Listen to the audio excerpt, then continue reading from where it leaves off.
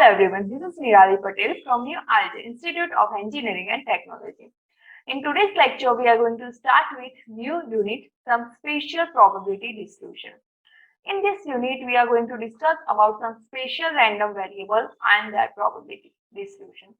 So, in today's lecture, we are going to discuss about first distribution, that is the binomial distribution. Binomial distribution is one kind of discrete probability distribution with parameter n and p.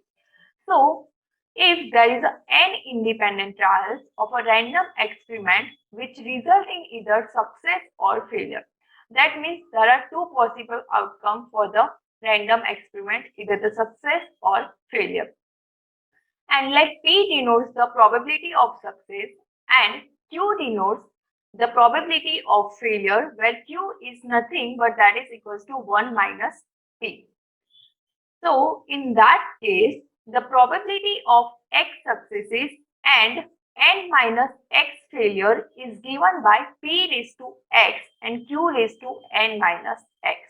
But over here, this x successes and n minus x failure can occur in nc(x) ways, in each of the which the probability is the same. That means the probability of success and the probability of failure in each and every trial is same.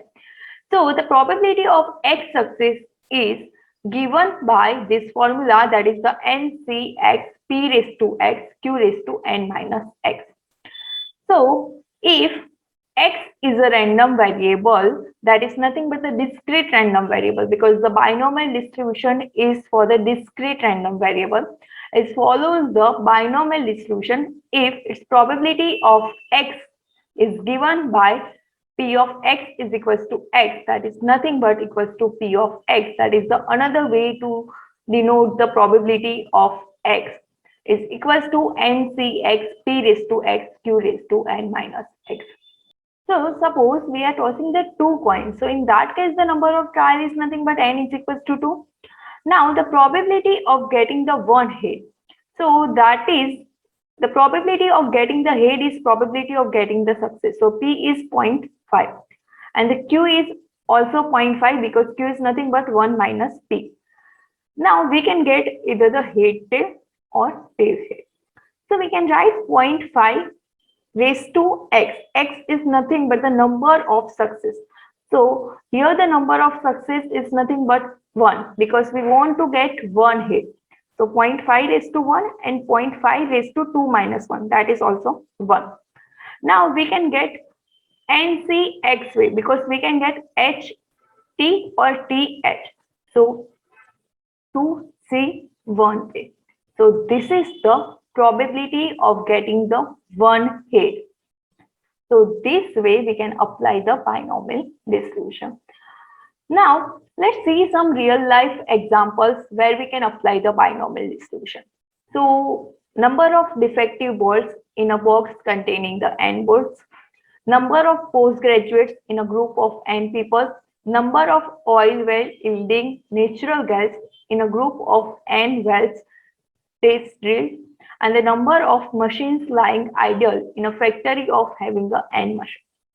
So over here, there are two possible outcomes. One is success and another is the failure. For example, if we are taking the example for the number of machine lying idle in a factory having the n machine. So this n machine is nothing but the number of n trials. Now, either the machine is in working condition or the machine lying the idle. So these two possible outcomes, one is ideal and one is in the working condition, and the n is the number of trials. So in such cases, we can apply the binomial distribution. Now there are some assumption, or we can say the condition for the binomial distribution. So first is the number of trial n is finite. There are only two possible outcomes as we have discussed, success or failure. The trials are independent of each other and the probability of success p is constant for each trial. That means if we are taking the example for the coin, tossing the coin, so in that case each and every trial the probability of getting the head, that we are taking as the probability of success, So that must be remain the constant for each and every trial. So in such assumption, we can apply the binomial. So these are some assumptions for applying the binomial distribution. Now let's see some constant and the recurrent relation for the binomial distribution. So the first constant is that the mean of the binomial distribution. The mean of the binomial distribution is given by n into p. The variance of binomial distribution is given by n into p into q, where n is the number of trials, p is the probability of success, and q is the probability of failure. And q is also equals to 1 minus p. And we all know that the standard deviation is nothing but the square root of the variance. So that is the under root of npq. Now the recurrence relation for the binomial distribution is given by this formula. P of x is equal to x plus 1 is equal to n minus x upon x plus 1 into p by q into p of x is equal to x. Or we can write p of x is equal to x plus 1 upon p of x is equal to x is equal to n minus x upon x plus 1 into p by q. Here this p is the probability of success and q is the probability of failure and is the number of trial and x is the number of success. So this formula we can get through by solving these two equations. Now moving to the binomial frequency distribution. So n independent trials constitute one experiment. And if we are repeating this experiment capital N times, so the frequency of x successes is given by n into p of x. And that is nothing but n into ncx p raised to x q raised to n minus x. Because we have already discussed what is the probability of x successes in the binomial distribution. So that is nothing but that is equals to ncx p raised to x q raised to n minus x. So we are just putting this value over here in this formula. Now this is called the expected or theoretical frequency f of x of a success. So if you are doing the summation from x is equals to 0 to n for the expected frequency, or we can say the theoretical frequency, so we can write that is equals to n, because n is nothing but the number of experiment, that is the constant. Summation from x is equals to 0 to n p of x, and that is equals to n, because sigma x is equals to 0 to n p of x is equals to x would become the 1. So that is equal to the n. Now this expected frequency or theoretical frequency f of 0, f of 1, f of 2 and f of n is given by putting the value of 0, 1, 2, 3 in this formula n into p of x. That means f of 0 is nothing but n into nc0 p raised to 0 q raised to n minus 0. This possible number of successes and their frequencies is called binomial frequency distribution, and in practice this expected frequency is different from the observed frequency due to the chance factor. Now let's see some example for the binomial distribution. So the first example is that the mean and variance of the binomial distribution are 10 and 6 respectively. So the variance is sigma square is 6. Find the p of x less than or equals to 2. Now in order to find p of x less than or equals to 2, that is nothing but p of x is equals to 0 plus p of x is equals to 1 plus p of x is equals to 2. P of x is equals to 0. So we know the formula for p of x is equals to x. That is nothing but the probability of x success is ncx p raised to x q raised to n minus x, where n is the number of trials, p is the probability of success, and q is the probability of failure. So over here, we can write NC0, P raised to 0, Q raised to N minus 0 plus NC1, P raised to 1, Q raised to N minus 1 plus NC2, P raised to 2, Q raised to N minus 2.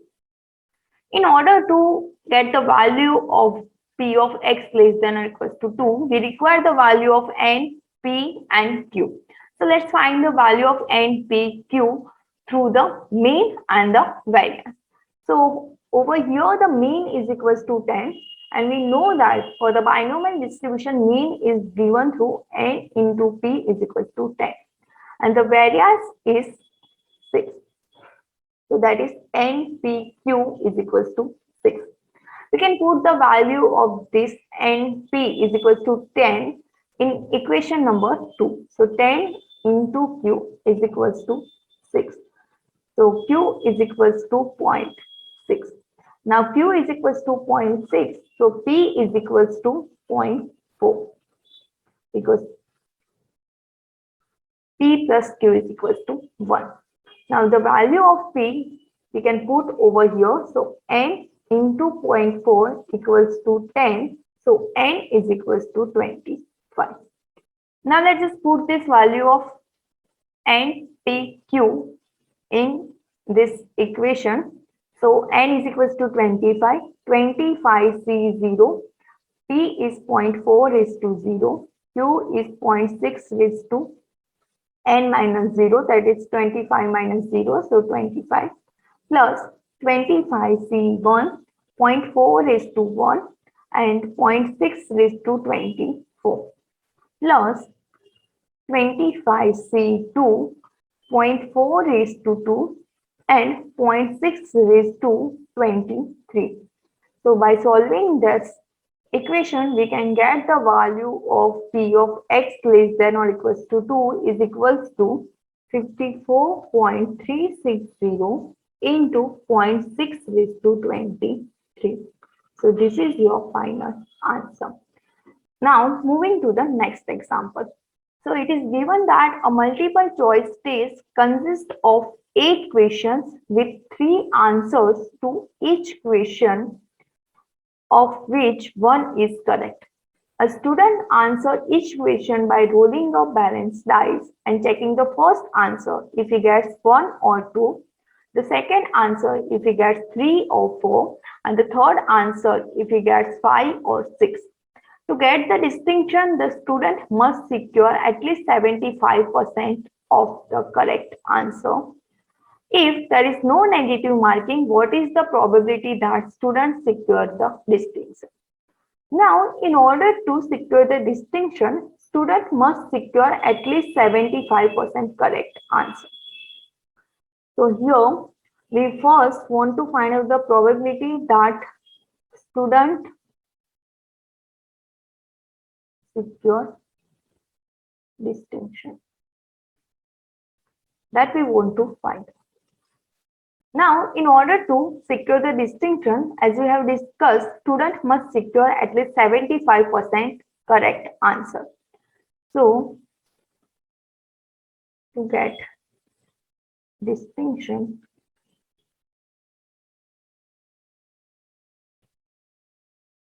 student must secure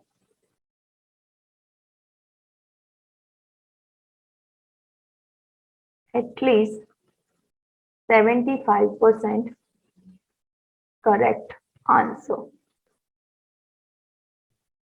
So total question is 8. So 8 into 75%, that is the 6. So at least 6 questions must be answered correctly. So here we can find the student secure the distinction by finding the P of X greater than equals to 6. So that is equals to P of X is equals to 6 plus P of X is equals to 7 plus P of X is equals to 8. And that is equals to NC 6 P raised to 6 Q raised to N minus 6 plus NC 7 P raised to 7 Q raised to N minus 7 plus NC 8 P raised to 8 q raised to n minus 8. Now over here, the value of n is 8 as the number of questions are 8. So n is equals to 8. The probability of success is 1 by 3.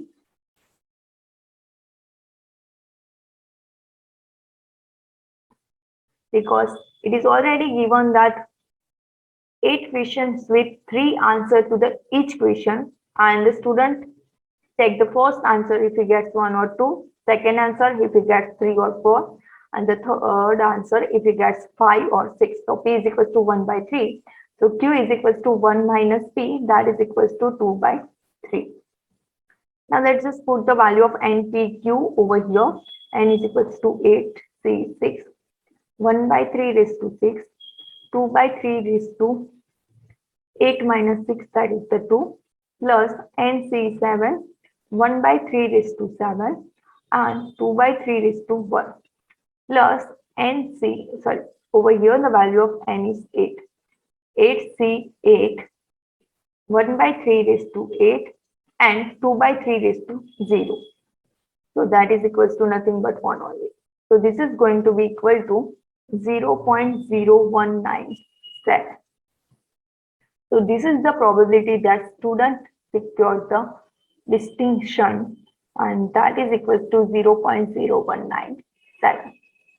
So this is all about today's lecture. In next lecture, we are going to discuss some more example of binomial distribution. Till then, keep exploring and thank you.